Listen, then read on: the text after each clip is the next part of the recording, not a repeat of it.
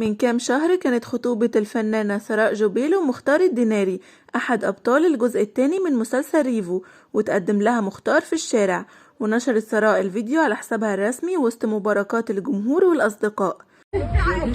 بس مش دلوقتي، بس مش دلوقتي.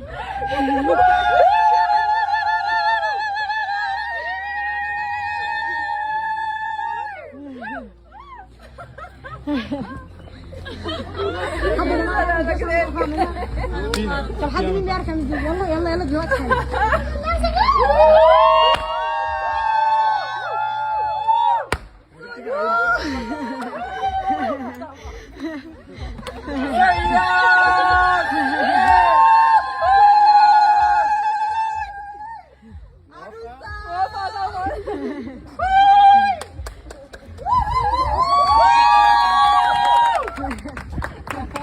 يعني احنا حاولنا جاهدين والله.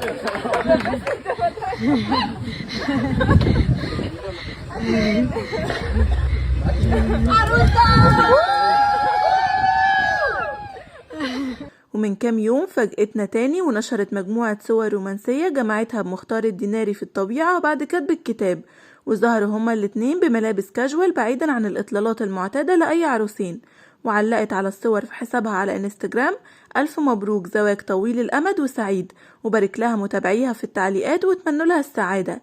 وامبارح نشرت صور بفستان زفاف من أمريكا، وقالت إنهم سافروا علشان مختار جاتله منحة لمدة 2 سنين، وحبوا يحتفلوا الأول في مصر بين معارفهم وأصدقائهم قبل السفر.